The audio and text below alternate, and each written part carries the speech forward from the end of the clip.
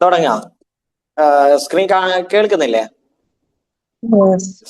Okay, നമുക്ക് start ചെയ്യാം. ഇന്ന് നമ്മള് സൈക്കോളജിയാണ്. കഴിഞ്ഞ ദിവസം ഇംഗ്ലീഷ് ആയിരുന്നു ചെയ്തിരുന്നത്. അതിൽ കുറച്ച് കാര്യങ്ങൾ നമുക്ക് പറയാനുണ്ട്. അപ്പോൾ സൈക്കോളജി അവസാനത്തെ ഒരു സമയത്തേക്ക് നമ്മൾ പഠിക്കുക എന്ന് പറഞ്ഞാൽ ഒരുപാട് ഏരിയകൾ ഇതിൽ പഠിക്കാനുണ്ട്.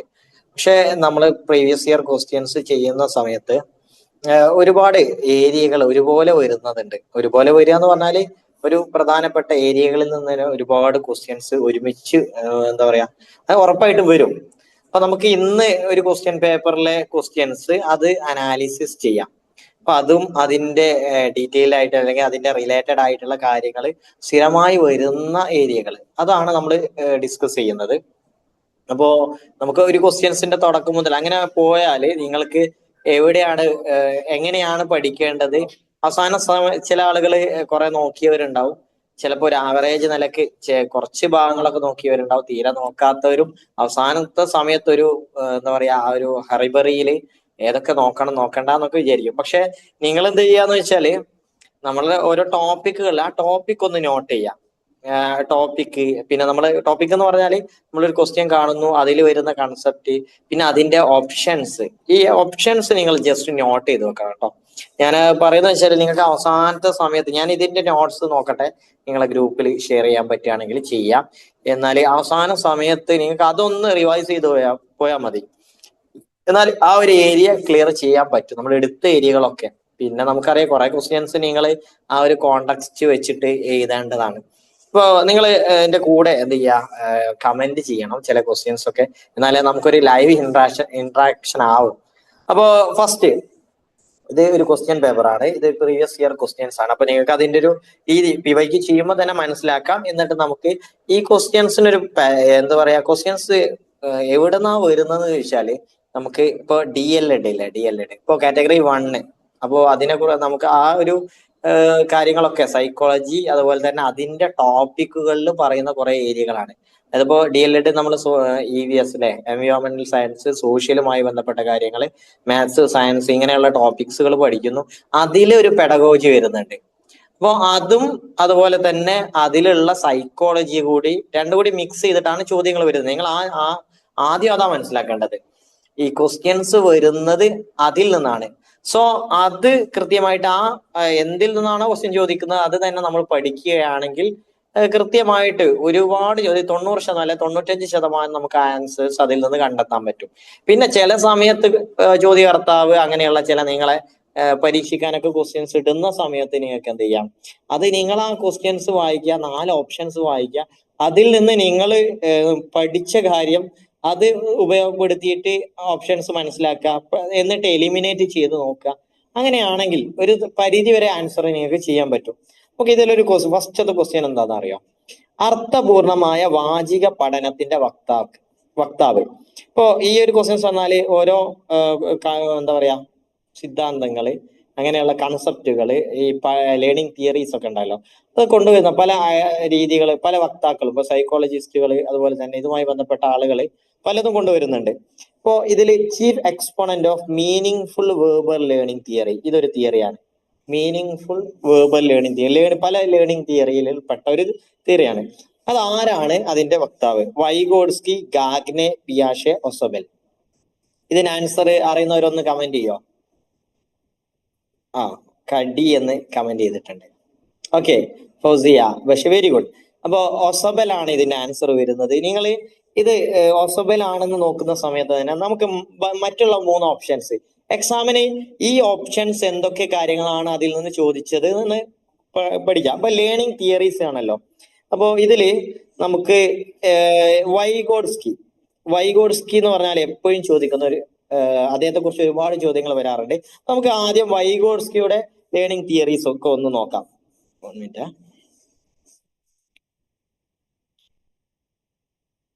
ഓക്കെ, സ്ക്രീൻ കാണുന്നുണ്ടല്ലോ അല്ലെ? അടുത്ത വൈഗോഡ്സ്കിയെ കുറിച്ച് പറയുമ്പോൾ നമ്മള് അദ്ദേഹത്തിന്റെ സാമൂഹിക സാംസ്കാരിക ഇടപെടലുകളിലൂടെ വ്യക്തിയിൽ വൈജ്ഞാനിക വികാസം സംഭവിക്കുന്നു എന്ന് വാദിക്കുന്ന ആളാണ്. അതായത് നമുക്ക് ലേണിംഗ് തിയറീസ് പല രീതിയിലുണ്ട്. പിയാഷെ ഒരു ലേണിംഗ് തിയറി പറഞ്ഞിട്ടുണ്ട്, വൈഗോട്സ്കിയുടെ മറ്റൊരു ലേണിംഗ് ഉണ്ട്, അതുപോലെ തന്നെ ഈ ഓപ്ഷൻ ഇല്ലാതെ ബ്രൂണർ അല്ലെ, ബ്രൂണർ അദ്ദേഹത്തിന്റെ ലേണിംഗ് തിയറി ഉണ്ട്. അപ്പൊ ഇതിൽ വൈഗോട്സ്കിയുടെ പ്രത്യേകത എന്ന് പറഞ്ഞാല് അദ്ദേഹത്തിന്റെ ലേണിംഗ് തിയറിയുടെ പേര് തന്നെ സാമൂഹിക ജ്ഞാന നിർമ്മിതിവാദം, സോഷ്യൽ കൺസ്ട്രക്റ്റിവിസ്റ്റ്. ഇത് ജസ്റ്റ് ഇത് നോട്ട് ചെയ്യണം കേട്ടോ നിങ്ങള്. സോഷ്യൽ കൺസ്ട്രക്റ്റിവിസ്റ്റ്, അദ്ദേഹം ഒരു സോഷ്യൽ കൺസ്ട്രക്റ്റിവിസ്റ്റ് ആണ്. അപ്പോ ഈ സോഷ്യൽ കൺസ്ട്രക്റ്റിവിസം എന്നുള്ള അദ്ദേഹത്തിന്റെ തിയറി, ഇതിന് മറ്റൊരു പേരും കൂടി പറയുന്നുണ്ട്, സോഷ്യോ കൾച്ചറൽ ലേണിംഗ് തിയറി. ഇത് നോട്ട് ചെയ്യാം, സോഷ്യോ കൾച്ചറൽ ലേണിംഗ് തിയറി. അപ്പൊ എന്താണ് ഈ സോഷ്യൽ കൺസ്ട്രക്റ്റിവിസ്റ്റ് തിയറി അല്ലെ, കൺസ്ട്രക്റ്റിവിസം എന്നൊക്കെ പറഞ്ഞാല് ഇതിന്റെ ഒരു പ്രത്യേകത, സാമൂഹിക കുട്ടി ഒരു പഠിക്കുന്ന സമയത്ത് അവന്റെ സാമൂഹിക ചുറ്റുപാടുകള്, അതുപോലെ തന്നെ സാംസ്കാരികപരമായിട്ടുള്ള, നമ്മൾ പറയില്ലേ സംസ്കാരം, ആ കുട്ടിയുടെ സംസ്കാരം, അപ്പൊ ഈ കൾച്ചർ, അതുപോലെ തന്നെ സൊസൈറ്റി, ഇതിനൊക്കെ വലിയ പ്രാധാന്യം പഠനത്തിൽ ഉണ്ട് എന്നുള്ളതാണ്. ക്ലിയർ ആയോ? പഠനത്തിൽ വീഡിയോസ് ഒന്ന് ഓഫ് ചെയ്യാൻ പറ്റും?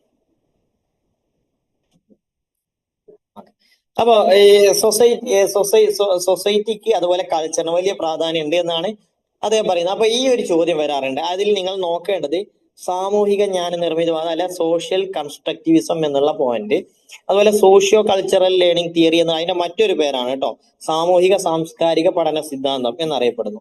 ഇത് ബേസിക്കലി അദ്ദേഹത്തെ കുറിച്ച് മനസ്സിലാക്കുക. രണ്ടാമത് നിങ്ങൾ മനസ്സിലാക്കേണ്ടത്,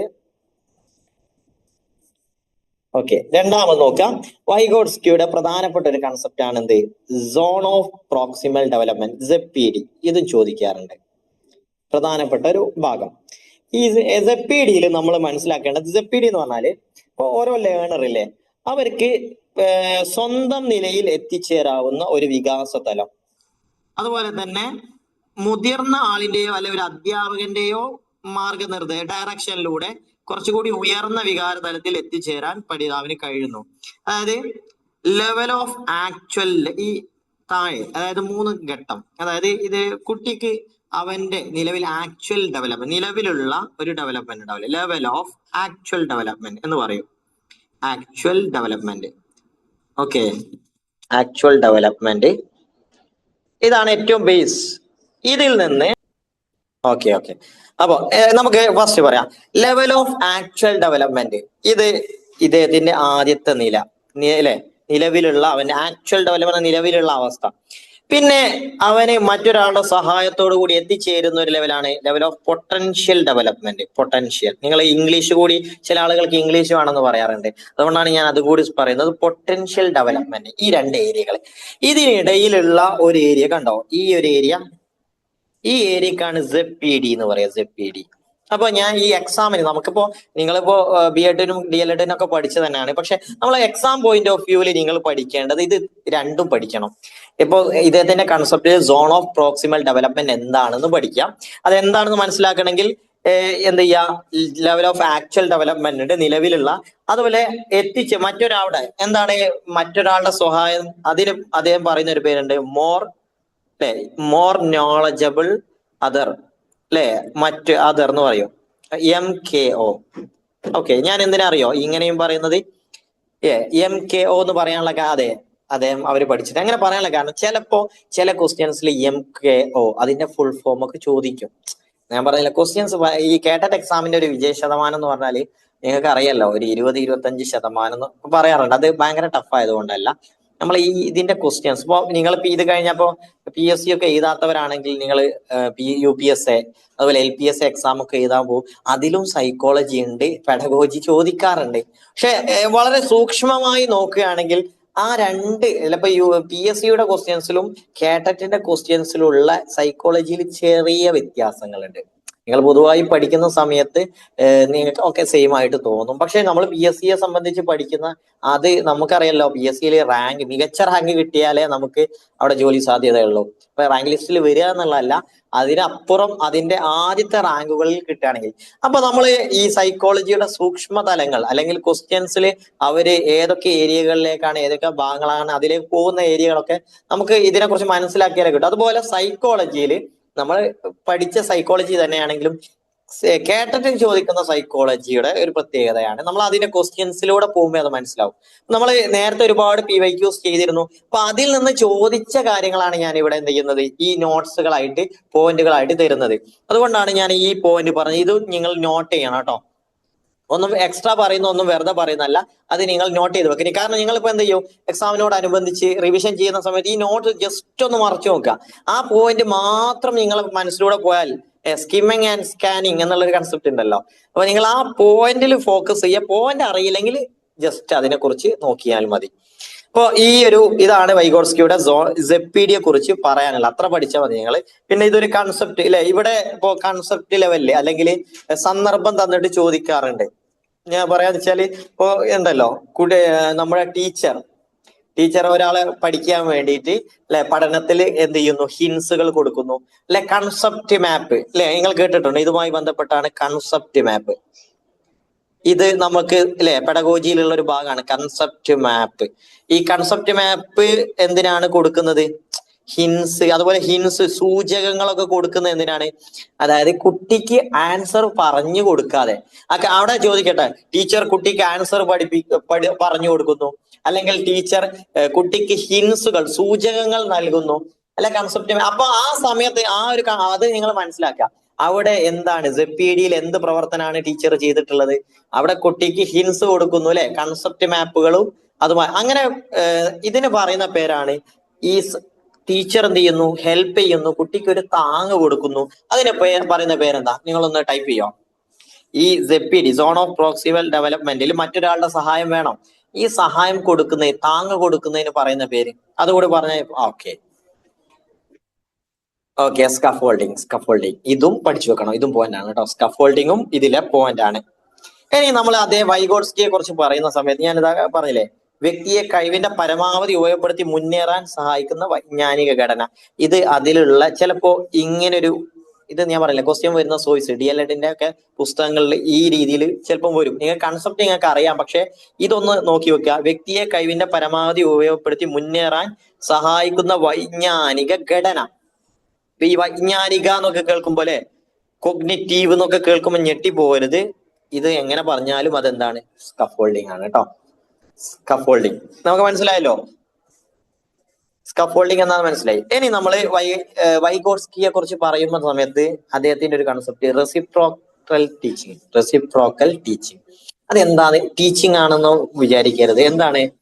കുട്ടികൾക്ക് വായനാ പരിശീലനം നൽകുന്നതിന് വേണ്ടി വൈഗോട്സ്കിയുടെ ആശയങ്ങളുടെ പിൻബലത്തോടെ ആവിഷ്കരിച്ച ഒരു രീതിയാണ്. അതിന്റെ മലയാളമാണെന്ത്? പ്രതിക്രിയാധ്യാപനം. എന്താ പറയാ? Reciprocal teaching. ഇത് നിങ്ങളോട് എക്സാമിന് ചോദിക്കുന്നതെന്ന് വെച്ചാൽ കുറെ ഓരോന്നിന്റെ ഇപ്പം ചോദിച്ചില്ലേ, മീനിങ് ഫുൾ വെർബൽ ലേണിംഗ് ഒസബല എന്ന് പറഞ്ഞില്ലേ, അതുപോലെ നെക്സ്റ്റ് എക്സാമിന് ഇങ്ങനെ ഒരു ക്വസ്റ്റ്യൻ ചോദിച്ചാലോ, റെസിപ്രോക്കൽ ടീച്ചിങ് ആരുമായി ബന്ധപ്പെട്ടതാണ്?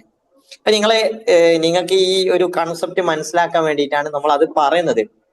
അതായത് ഇതിൽ എന്ന് വെച്ചാല് സഹപഠന സംഘം രൂപീകരിക്കും അല്ലെ, അതില് അധ്യാപകനോ ധാരണാ നിലവാരത്തിൽ മുന്നോക്കക്കാരെ കുട്ടികൾ തന്നെയോ ഗ്രൂപ്പിന് നേതൃത്വം, ഒരു ഗ്രൂപ്പ് നിർമ്മിക്കും അല്ലെ. വായനാ പരിശീലനമാണ് കേട്ടോ. എന്തിനാണ് ഇത്? വായനാ പരിശീലനമാണ്.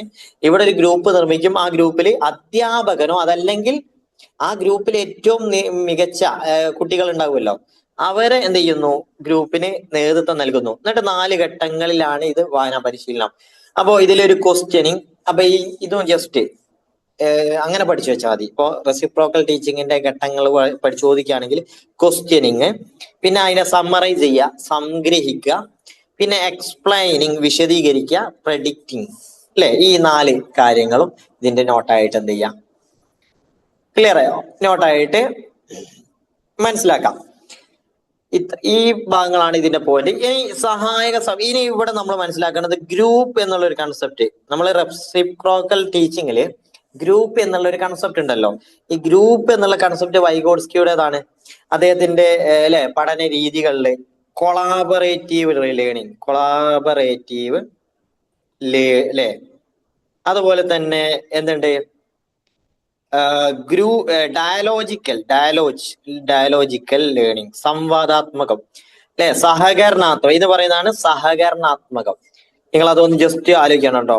സഹകരണ അല്ലെ, സഹവർത്തിതം എന്ന് പറയും കേട്ടോ മലയാളത്തിൽ. ചിലപ്പോ സഹവർത്തിത പഠനം. ഇങ്ങനെയുള്ള ഒരു കൺസെപ്റ്റ് കൊണ്ടുവന്നത് വൈഗോട്സ്കിയാണ്. അല്ലെ? അതായത് ഗ്രൂപ്പ് ലേണിംഗ് തന്നെയാണ്. ഗ്രൂപ്പിൽ പരസ്പരം ഇവരെന്ത് ചെയ്യുന്നു, പലരും പല അഭിപ്രായങ്ങൾ പറയുന്നു, എന്നിട്ട് ആ അഭിപ്രായങ്ങൾ മികച്ച അഭിപ്രായങ്ങളിലേക്ക് അവർ എത്തിച്ചേരുന്നു. എന്നിട്ട് അതിലെ എല്ലാവർക്കും അഭിപ്രായങ്ങൾ ഉണ്ടാവും, പക്ഷെ അതിൽ നിന്ന് ഉരുത്തിരിഞ്ഞു വരുന്ന ഒരു നിഗമനം അത് എല്ലാ കുട്ടികളും അത് മനസ്സിലാക്കുന്നു എന്നുള്ളതാണ്. ഡയലോജിക്കൽ സംവാദാത്മക പഠനം എന്ന് പറഞ്ഞാൽ നമുക്ക് സംവാദങ്ങൾ എന്ന് പറഞ്ഞാൽ എന്താ, ഒരു വിഷയത്തിന്റെ pros and cons, merits and demerits ഇവർ ചർച്ച ചെയ്യുന്നു ഗ്രൂപ്പിൽ നിന്ന്. ആ രീതിയിലുള്ള പഠന സംവിധാനം. ഇതിനൊക്കെ കൺസെപ്റ്റ് മനസ്സിലാക്കേണ്ടത്, ഇവിടെ നമ്മൾ വൈഗോട്സ്കിയുടെ കൺസെപ്റ്റ് ആദ്യമേ പറഞ്ഞില്ലേ, സോഷ്യോ കൾച്ചറൽ. ഒരു ക്ലാസ്സിലെ കുട്ടികൾ അല്ലെ, ക്ലാസ്മേറ്റ്സ്, സോഷ്യലൈസേഷൻ പ്രോസസ്സിനെ കുറിച്ച് നമ്മൾ ഇതിൽ വരുന്നുണ്ട്. സൈക്കോളജി അല്ലെ പെഡഗോജിയിൽ വരുന്നതാണ് സോഷ്യലൈസേഷൻ എന്നുള്ള കൺസെപ്റ്റ്. കുട്ടി അല്ലെ, അവന്റെ കുടുംബം, അവന്റെ ഫാമിലി, അതുപോലെ തന്നെ ക്ലാസ്, സമൂഹം, സമുദായം എന്നൊക്കെ പറയുന്നില്ലേ, അതിൽ ക്ലാസ് മുറി അവന്റെ സോഷ്യലൈസേഷൻ പ്രോസസ്സിൽ ഒരു പ്രധാനപ്പെട്ട പങ്ക് വഹിക്കുന്നു. ഈ സോഷ്യോ കൾച്ചറൽ ബാക്ക്ഗ്രൗണ്ടിൽ നിന്നാണ് അവൻ പഠിക്കുന്നത് എന്നാണ് വൈഗോട്സ്കി പറഞ്ഞത്. ക്ലിയർ ആയോ? അപ്പൊ അതിന് സഹായകമായ ലേണിംഗുകളാണ് കൊളാബറേറ്റീവ്, ഡയലോജിക്കൽ, ഗ്രൂപ്പ് ലേണിംഗ് എന്നൊക്കെ പറഞ്ഞാൽ. ഓക്കെ, ഈ 3 വേർഡ്സുകളും നിങ്ങൾ നോട്ട് ചെയ്യാം കേട്ടോ. 3 വേർഡ്സുകൾ നോട്ട് ചെയ്യാം. അപ്പൊ ഈ ഗ്രൂപ്പിനെ കുറിച്ച് പറയുമ്പോൾ നിങ്ങൾക്ക് മനസ്സിലാക്കാം, അതിൽപ്പെട്ട പ്രധാനപ്പെട്ട ഒരു സ്ട്രാറ്റജിയാണ് എന്ത്, നമ്മുടെ ഈ പ്രതിക്രിയ അധ്യാപനം, റെസിപ്രോക്കൽ ടീച്ചിങ്. ഇനി ഇതില് നമ്മൾ സൈക്കോളജി ക്വസ്റ്റ്യൻസ് കണ്ടിട്ടില്ലെങ്കിൽ ഞാനത് PSCയുടെ ക്വസ്റ്റ്യൻസ്, PSCയിൽ സൈക്കോളജി ചോദിക്കുന്ന സമയത്ത് ഇങ്ങനെ ക്വസ്റ്റ്യൻസ് ചോദിച്ചിട്ടുണ്ട്. അതുകൊണ്ട് ഞാൻ ജസ്റ്റ് ഇവിടെ പറഞ്ഞു എന്നുള്ള നിങ്ങൾ ശ്രദ്ധിക്കുക. ഇങ്ങനെ ഒരു ക്വസ്റ്റ്യൻ ചോദിച്ചാൽ, സിറ്റുവേറ്റഡ് ലേണിംഗിന്റെ വക്താവ്, സിറ്റുവേറ്റഡ് ലേണിംഗിന്റെ വക്താവ് ആരാന്ന് ചോദിച്ചാൽ ജസ്റ്റ് മനസ്സിലാക്കുക, ജീൻ ലേവ്, അതുപോലെ തന്നെ ഏറ്റിംഗ് വെങ്ങർ അല്ലെ, അവര് ആവിഷ്കരിച്ചൊരു പഠന സങ്കല്പമാണ്. ഇതിന്റെ ഒരു അറിയോ? ആരെങ്കിലും നോക്കിയിട്ടുണ്ടായിരുന്നു? ഇങ്ങനെയുള്ളൊരു ഉണ്ടെങ്കിൽ ഒന്ന് യെസ് പറയും, അല്ലെങ്കിൽ അറിയില്ലെങ്കിൽ നോ എന്ന് പറയോ, ഒന്ന് ടൈപ്പ് ചെയ്യോ. Yes, okay. നോ, ചില ആൾ നോ എന്ന് പറഞ്ഞു. നോ. പലരും നോക്കിയിട്ടില്ല. അതുകൊണ്ടാണ് ഞാൻ ഇത് പ്രത്യേകം എടുത്തിട്ടുള്ളത്. എന്ന് വെച്ചാൽ സിറ്റുവേറ്റീവ്, ഉദാഹരണത്തിന് നമ്മള് ഒരു ഇതിൽ പറയുന്നത് വെച്ചാല്, നമ്മള് അങ്ങാടി മാർക്കറ്റില് അവിടെ കച്ചവടം ചെയ്യുന്ന ആളുകൾ ഉണ്ടാവുമല്ലോ, അവരെ കണക്കുകൾ നിങ്ങൾ ശ്രദ്ധിച്ചിട്ടുണ്ടോ? നമ്മളിപ്പോ വീട്ടിൽ അല്ലെങ്കിൽ നമ്മുടെ ഫാദേഴ്സ് അല്ലെ, അവരൊക്കെ ഈ ജോലി ചെയ്യുന്ന സമയത്ത് അവരുടെ ജോലിയുമായി ബന്ധപ്പെട്ട് ഒരു കച്ചവടം ചെയ്യുകയാണെങ്കിൽ അവരുടെ ജോലിയുമായി ബന്ധപ്പെട്ട കണക്കുകളൊക്കെ കൃത്യമായിട്ട് അവരോട് ചോദിച്ചാൽ അവർക്ക് കിട്ടും. അവരുടെ അല്ലെ ആരണവും അതുപോലെ തന്നെ കുറയ്ക്കുകയും കൂട്ടലൊക്കെ അവർക്ക് എളുപ്പത്തിൽ ചെയ്യാൻ പറ്റും. കാരണം അവരുടെ സിറ്റുവേഷൻ അല്ലെ, അവരുടെ ജോലിയുമായി ബന്ധപ്പെട്ട കാര്യങ്ങളുമായി അങ്ങനെയുള്ള കാര്യങ്ങൾ. പക്ഷെ ഇതേ സെയിം സാധനം, ഇതേ സെയിം കാര്യങ്ങൾ ഒരു ക്ലാസ് മുറിയിൽ ചോദിച്ചാൽ അവർക്ക് കിട്ടൂല എന്നുള്ളതാണ്. ഇങ്ങനെ ഒരു പരീക്ഷണം നടത്തി, ഒരു സെയിം കാര്യം തന്നെ, പക്ഷെ അവരുടെ ജോലിയുമായി ബന്ധപ്പെടുത്തിയിട്ട് അവരോട് അവിടുന്ന് ചോദിക്കുമ്പോൾ അവർക്ക് ഉത്തരം കിട്ടുന്നു. കാരണം ഒരുപാട് വസ്തുക്കൾ ഒരു കടയിൽ നിന്ന് വാങ്ങി എല്ലാം പെട്ടെന്ന് മനസ്സിലെ കൂട്ടി നോക്കൂല. അവര് ലാസ്റ്റ് പറയും, ഒരുപാട് ആൾക്കാർ ചായ കുടിച്ചു, എന്തൊക്കെ കടികൾ കഴിച്ചു, ലാസ്റ്റ് ഇവര് പെട്ടെന്ന് അതിന്റെ ഇത് പറഞ്ഞു തരും, ടോട്ടൽ എത്രയായത്. അതേസമയത്ത് ക്ലാസ് മുറിയിൽ നിന്ന് ഒരു കണക്ക് പോലെ അത് ചോദിച്ചാൽ അവർക്ക് കിട്ടൂല. ഇതിന് പറയുന്ന പേരാണ് സിറ്റുവേറ്റഡ് ലേണിംഗ്. ഇത് ആവിഷ്കരിച്ചത് ഈ 2 വ്യക്തിയുടെ പേര് ജസ്റ്റ്, ഇത് വലിയ ഇമ്പോർട്ടന്റ് ആയിട്ടല്ല, ഇങ്ങനെ ക്വസ്റ്റ്യൻസ് വന്നാൽ നിങ്ങൾക്ക് എഴുതാൻ വേണ്ടിയിട്ടാണ് കേട്ടോ. അപ്പോ ഇതില് സിറ്റുവേറ്റഡ് ലേണിംഗ് എന്നുള്ള കൺസെപ്റ്റ്, പഠനവും അത് സാധ്യമാക്കുന്ന സാമൂഹിക സാഹചര്യവും തമ്മിൽ വേർതിരിക്കാനാവില്ല എന്ന ആശയത്തിലാണ്. നമ്മൾ സാമൂഹിക സാഹചര്യം, ഞാനത് സോഷ്യൽ ലേണിംഗുമായി അല്ലെ സോഷ്യലൈസേഷനുമായി ബന്ധപ്പെട്ട ഒരു കൺസെപ്റ്റ് പറഞ്ഞപ്പോ ഞാനത് പറഞ്ഞതാട്ടോ. ഇനി ഞാനൊരു ക്വസ്റ്റ്യൻ ചോദിക്കട്ടെ നിങ്ങളോട്, അറിയുന്ന ആളുകൾ പറയണേ. സോഷ്യൽ ലേണിംഗ് തിയറി ആരുടേതാണ്? അപ്പോ നിങ്ങൾ ഇത്രത്തോളം ഞാൻ പറഞ്ഞല്ലോ, ഇപ്പൊ നിങ്ങളൊക്കെ അവിടെ ഒരു ക്വസ്റ്റ്യൻസ് ചോദിക്കുക, സോഷ്യൽ ലേണിംഗ് തിയറി ആരുടേതാണ്? യെസ്. നിങ്ങൾ ആൻസർ പറഞ്ഞല്ലോ. അതും ഒന്ന് മനസ്സിലാക്കി വെക്കുക. സോഷ്യൽ ലേണിംഗ്, അതുപോലെ സോഷ്യോ കൾച്ചറൽ ലേണിംഗ് എങ്ങനെ പറയുന്ന സമയത്ത് അത് ആൽബർട്ട് ബന്ദുരയാണ്. ബന്ദുരയുമായി ബന്ധപ്പെട്ട ഒരു ക്വസ്റ്റ്യൻസ് വന്നിട്ടുള്ളത് ഇങ്ങനെ ചോദിക്കാറുണ്ട്. അതുപോലെ തന്നെ അദ്ദേഹം സന്ദർഭം തന്നിട്ട് ചോദിക്കാറുണ്ട് അല്ലെ, TV കാണുന്നത് ഒരു കുട്ടി അതെന്ത് മനസ്സിലാക്കുന്നു, അത് ഈ നോട്ടിൽ എഴുതി വെക്കുന്നു, അത് മോഡലിംഗ് അല്ലെ, അതിന്റെ അതുപോലെ തന്നെ ചെയ്യാൻ ശ്രമിക്കുന്നു, അങ്ങനെ ക്വസ്റ്റ്യൻ വന്നിട്ടുണ്ട്. ഇനി ഞാൻ നെക്സ്റ്റ് ക്വസ്റ്റ്യനിലേക്ക് പോവാം. നമുക്ക് ഇതില് നമ്മൾ നെക്സ്റ്റ് പറഞ്ഞതാണ് പിയാഷെ. ഈ ഓപ്ഷനിൽ പറഞ്ഞൊരു പിയാഷെ ഈ ഓപ്ഷനിൽ ഞാൻ ഓരോ കാര്യങ്ങൾ പറയാട്ടോ. പിയാഷെ പറയുന്ന സമയത്ത് നമുക്കറിയാം അടിസ്ഥാനികമായ വൈജ്ഞാനിക ഘടകം അല്ലെ, ഓരോ അതിന് പറയുന്ന പേരാണ് സ്കീമ. സ്കീമ എന്നുള്ള വേർഡ് നിങ്ങൾ ഓർത്തിരിക്കണം, കാരണം പിയാഷയെ കുറിച്ച് പറയുന്ന സമയത്ത്. അപ്പൊ ആ പഠന സങ്കല്പത്തെ ജസ്റ്റ് ബേസിക്കലി ലേണിംഗ് തിയറി ആട്ടോ പറയുന്നത്. നമുക്ക് ഡെവലപ്മെന്റ് തിയറി വേറെ വരുന്നുണ്ട്. ഡെവലപ്മെന്റ് മാറിപ്പോകരുത്, ലേണിംഗും മാറിപ്പോകരുത് കേട്ടോ.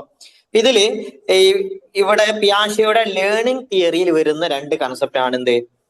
കൊഗ്നിറ്റീവ്, അതായത് നമ്മളൊരു വൈജ്ഞാനിക ഘടന, പുതിയ അനുഭവങ്ങൾ നമ്മുടെ കൊഗ്നിറ്റീവ് ഡൊമൈനിൽ സൃഷ്ടിക്കുന്ന അസന്തുലിതാവസ്ഥ പരിഹരിക്കാൻ രണ്ട് മാർഗങ്ങളാണ്. അതായത് നമുക്ക് ഇവിടെ അല്ലേ, നമുക്ക് ഓൾറെഡി പല കാര്യങ്ങൾ അറിയാം. പുതിയൊരു അറിവ് ഉണ്ടാവുന്ന പുതിയ അറിവ് നമുക്ക് വരുന്ന സമയത്ത്, അല്ലെങ്കിൽ നമ്മൾ മനസ്സിലാക്കുന്ന സമയത്ത് അവിടെ നമ്മുടെ കൊഗ്നിറ്റീവ് ഡൊമൈനിൽ അതൊരു അസന്തുലിതാവസ്ഥ. അവിടെ പറയുന്നത് ഒരു കുട്ടി ഒരു ജെ സി ബി കണ്ടാൽ കുട്ടി അല്ലെ അനിമൽസിനെ കുറിച്ചൊക്കെ അവർക്ക് അറിയാം. അതുപോലെ തന്നെ അതിൽ അറിയുന്ന ഒരു മൃഗമാണ് ആന. അതുപോലെ തന്നെ ഒരുപാട് വാഹനങ്ങൾ കണ്ടിട്ടുണ്ട്, ബസ്സും കാറും ഒക്കെ കണ്ടിട്ടുണ്ട്. കുട്ടി എന്ത് ചെയ്യുന്നു? ഇതിൽ നിന്ന് ഒരു ജെ സി ബി കണ്ടു, അവൻ ആദ്യമായിട്ട് കാണുകയാണല്ലോ. അപ്പൊ ഒരു ആനയെ പോലെ തോന്നുന്നുണ്ട്, അതേ സമയത്ത് ഇതൊരു വെഹിക്കിൾ, അതൊരു ആന വണ്ടി. അപ്പൊ കുട്ടി ആദ്യം ഈ ജെ സി ബി കാണുന്ന സമയത്ത് കുട്ടിയിൽ ഓൾറെഡി വാഹനങ്ങളും ആ കുട്ടിക്ക് അറിയാം, അതുപോലെ ആന എന്നുള്ള മൃഗവും അറിയാം. പക്ഷെ അതേ സമയത്ത് ആ കുട്ടിക്ക് ഒരു കൺഫ്യൂഷൻ, ഒരു അസന്തുലിതാവസ്ഥ വന്നു. ഈ സമയത്ത് ഇത് പരിഹരിക്കാൻ രണ്ട് മാർഗങ്ങളുണ്ട്. ഒന്ന് അസിമിലേഷൻ. കുട്ടി എന്ത് ചെയ്യുന്നു? അതിന് ആനവണ്ടി എന്ന് പേര് കൊടുക്കുന്നു. അങ്ങനെ പറഞ്ഞല്ലേ, ആനവണ്ടി. ആ രണ്ടു കൂടി ഉൾപ്പെടുത്തിയിട്ട് ഇങ്ങനെ ആ കുട്ടി ഹലോ, ഡൗട്ട് ഉണ്ടോ? താൽക്കാലികമായിട്ടുള്ള എന്തെങ്കിലും ഡൗട്ട് ഉണ്ടോ പറയാം. താൽക്കാലികമായിട്ട് അതിനെ പരിഹരിക്കുന്നതാണ്. ഹലോ, താൽക്കാലികമായിട്ട് പരിഹരിക്കുന്നതിനാണ് നമ്മൾ എന്ത് പറയുന്നത്? അസിമിലേഷൻ എന്ന് പറയുന്നത്. എന്നാൽ പിന്നീട് മറ്റൊരാൾ പറഞ്ഞു കൊടുക്കൂലേ, ടീച്ചറോ അല്ലെ വേറൊരാൾ അത് പറഞ്ഞു കൊടുക്കൂ, അത് ആനവണ്ടിയല്ല, അത് എന്താണെന്ന് കൃത്യമായിട്ട് അത് പറഞ്ഞു കൊടുക്കുമ്പോൾ അവിടെ എന്ത് ചെയ്യുന്നു? അക്കമഡേഷൻ, അതായത് നിലവിലുള്ള അറിവിലേക്ക് ഈ പുതിയ കൺസെപ്റ്റ് സ്കീമ കൊണ്ടുപോയിട്ട് അത് അവിടെ പരിഹരിക്കപ്പെടുന്നു, ഒരു സന്തുലിതത്തിലേക്ക് എത്തിച്ചേരുകയാണ് ചെയ്യുന്നത്. സോ ഇതാണ് ആ ലേണിംഗ് അല്ലെ, അതിന്റെ ഒരു ബേസ്. അസിമിലേഷൻ ആൻഡ് അക്കമഡേഷൻ, ഇത് ചോദ്യം വരാറുണ്ട് കേട്ടോ. അസിമിലേഷൻ ആൻഡ് അക്കമഡേഷൻ, ഇത് ജസ്റ്റ് ഒന്ന് മനസ്സിലാക്കി വെക്കാം. ഇനി നെക്സ്റ്റ് നമ്മൾ അദ്ദേഹത്തെ കുറിച്ച് പഠിക്കുന്ന നെക്സ്റ്റ് നമുക്ക് ഇദ്ദേഹത്തിന്റെ ഡെവലപ്മെന്റ് തിയറി ഒക്കെ നമുക്ക് പറയാനുണ്ട്. ഇവിടെ നമുക്ക് ലേണിംഗ് തിയറിയാണ് പഠിക്കുന്നത്. രണ്ടാമത്തെ ക്വസ്റ്റ്യൻ, ഇപ്പൊ ഒരു ക്വസ്റ്റ്യൻ ആണ് നമ്മൾ ഇത്രയും ഡീറ്റെയിൽ ആയിട്ട് പറഞ്ഞിട്ടുള്ളത്. ബുദ്ധിയുടെ ദ്വിഘടക സിദ്ധാന്തത്തിന്റെ വക്താവാര്? ഓപ്ഷൻ എ ആൽഫ്രഡ് ബിനെ അല്ലെ, സ്പിയർമാൻ, അതുപോലെ തന്നെ Raven, Wechsler. Okay, option B കൊടുത്തിട്ടുണ്ട് അല്ലെ, പലരും ടൈപ്പ് ചെയ്തിട്ടുണ്ട്. ഓപ്ഷൻ ബി കറക്റ്റ് ആണ് കേട്ടോ, സ്പിയർമാൻ ആണ്. ഇത് നമ്മൾ എപ്പോഴും പറയാറുണ്ട്. ഈ ഒരു ക്വസ്റ്റ്യൻ വളരെ ഇമ്പോർട്ടന്റ് ആണ്. കാരണം നമ്മൾ ഇപ്പോ ബുദ്ധി സിദ്ധാന്തങ്ങൾ, നമ്മൾ പ്രധാനപ്പെട്ട ബുദ്ധി സിദ്ധാന്തങ്ങളാണ് ഇവിടെ പഠിക്കേണ്ടത്. ഈ ക്വസ്റ്റ്യൻ ആണെങ്കിലും ഇതിൽ നിന്ന് നമ്മൾ പ്രധാനപ്പെട്ട ബുദ്ധി സിദ്ധാന്തങ്ങളൊന്ന് നോക്കിയിടാം. ഓക്കെ, ഈ ബുദ്ധി എന്തുകൊണ്ടാണ് നമ്മൾ ഈ ബുദ്ധിയെ കുറിച്ച് പഠിക്കുന്നതെന്ന് വെച്ചാല് ഇതാണ് ഇതിന്റെ ബേസിക്. അതായത് പഠനത്തെ സ്വാധീനിക്കുന്ന ഘടകങ്ങൾ, ലേണിങ്ങിനെ സഹായിക്കുന്ന, അതിന്റെ സ്വാധീനിക്കുന്ന കുറെ ഘടകങ്ങൾ ഈ കേട്ടറ്റ് എക്സാമിൽ ചോദിക്കുന്ന ചോദ്യങ്ങൾ ഇതിൽ നിന്ന് വരുന്നുണ്ട്. ഇപ്പൊ നമ്മൾ പറയുന്ന ബുദ്ധിയെ കുറിച്ച് ഒരുപാട് ചോദ്യങ്ങൾ വരുന്നുണ്ട്. അതുപോലെ സർഗാത്മകത, ഇതിനെ കുറിച്ച് ചോദ്യങ്ങൾ വരുന്നുണ്ട്. കണ്ട, ഈ ഓരോ ഏരിയയിൽ ഒക്കെ ഞാനല്ലേ, നമ്മളെ ഒരു ക്വസ്റ്റ്യൻ പേപ്പർ എടുത്തു നോക്കിയാൽ അതിൽ വരുന്ന ക്വസ്റ്റ്യൻസിന്റെ ഏരിയകളാണ്. ബുദ്ധിയെ കുറിച്ച് നന്നായിട്ട് ചോദ്യം വരും. സർഗാത്മകതയെ കുറിച്ച് വരാറുണ്ട്. അതുപോലെ തന്നെ ലേണിംഗ്, പഠന സന്നദ്ധത, അത് നമുക്ക് ജസ്റ്റ് മനസ്സിലാക്കാവുന്നേ ഉള്ളൂ. അഭിപ്രേരണ, മോട്ടിവേഷൻ, അത് ചോദിക്കാറുണ്ട്. നമ്മൾ ബുദ്ധി കുറച്ചും കൂടി അധികം ചോദിക്കണം. നമ്മളുണ്ട് ഓരോ ടോപ്പിക്കുകൾ ഏറ്റവും കൂടുതൽ ആവർത്തിച്ച് വരുന്നതാ. താല്പര്യം അല്ലെ, താല്പര്യം.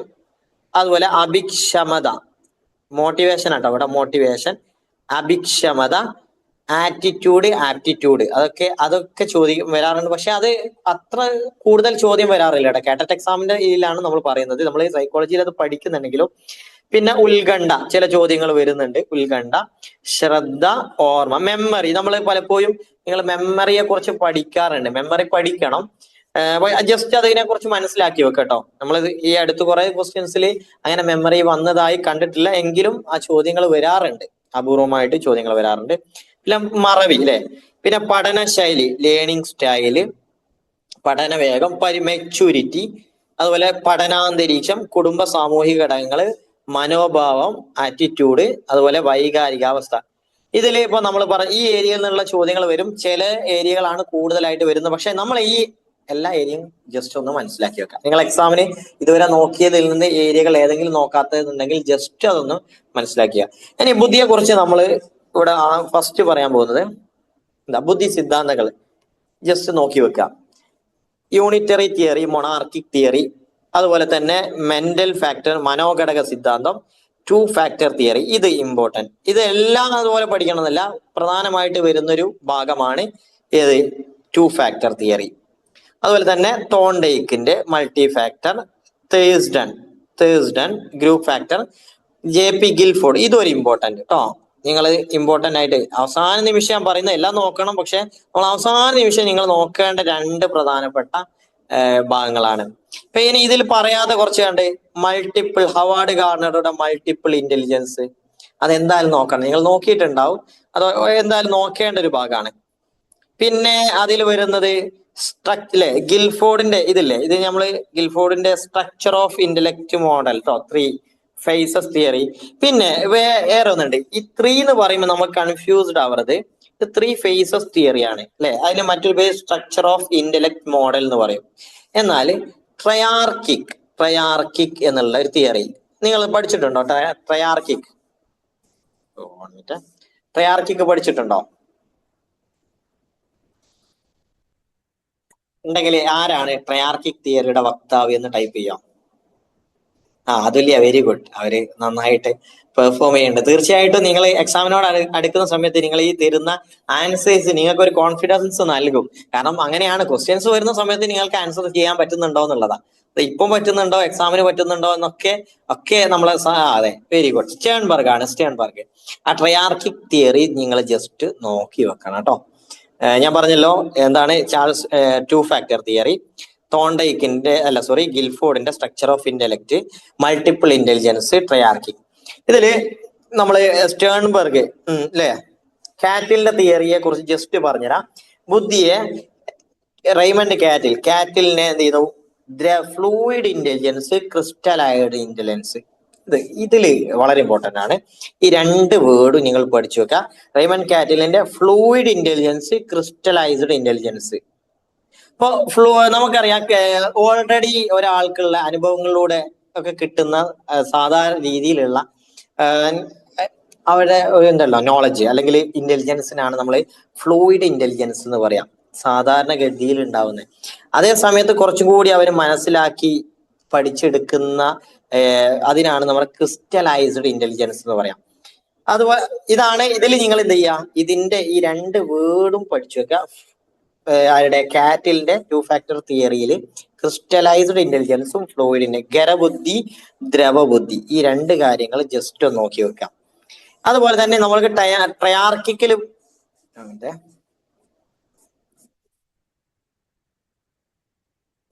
സ്ലൈഡ്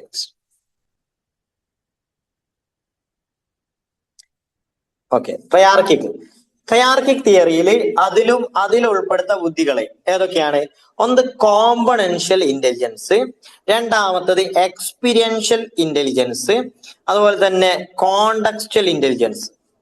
ഇതും നോക്കി വെക്കുക. ഇതിൽ എങ്ങനെയാന്ന് വെച്ചാല്, നിങ്ങൾ കോമ്പണൻഷ്യൽ ഇന്റലിജൻസ് എന്ന് നോക്കുന്നത് പോലെ തന്നെ അതിന്റെ മറ്റൊരു പേരാണ് അനലിറ്റിക്കൽ സ്കില്ല്.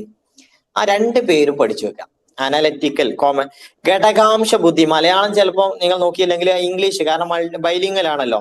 അപ്പൊ ഇവിടെ കോമ്പണൻഷ്യൽ ഇന്റലിജൻസ് എന്ന് പറഞ്ഞാല് കാര്യകാരണ സഹിതം യുക്തിസഹമായി ചിന്തിക്കുകയും ചെയ്ത ആശയങ്ങൾ തമ്മിലുള്ള ബന്ധം കണ്ടെത്തുന്നതിനുള്ള കഴിവാണ് കോമ്പണൻഷ്യൽ. അനലിറ്റിക്കൽ, അത് ഈ അനലിറ്റിക്കൽ എന്നുള്ളത് ആലോചിച്ചാൽ കിട്ടും.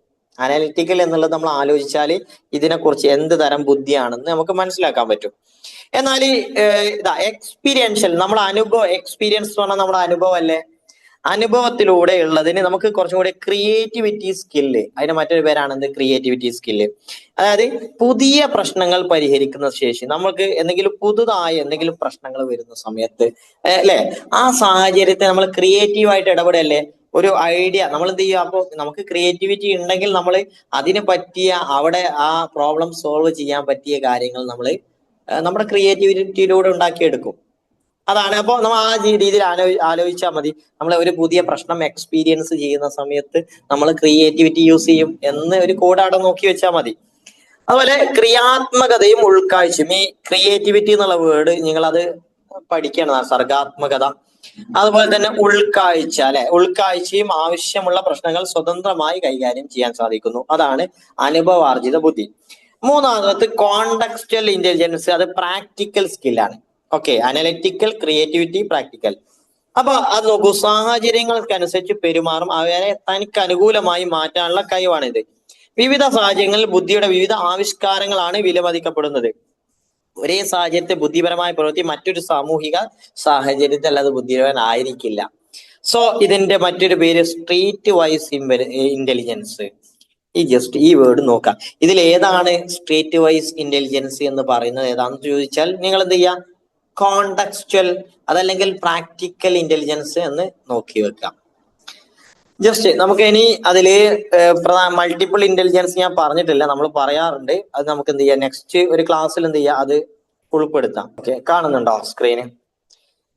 കാണുന്നില്ലേ? മൂന്നാമത്തെ ക്വസ്റ്റ്യൻസ്, കുട്ടികളുടെ ശാരീരിക വളർച്ചയെ നേരിട്ട് സ്വാധീനിക്കാത്ത ഘടകം. ഇത് നമ്മളിപ്പോ എക്സാമിന് പഠിച്ചിട്ടില്ലെങ്കിലും പെട്ടെന്ന് ആൻസർ ചെയ്യാൻ പറ്റുന്നതാണ്, അല്ലെ?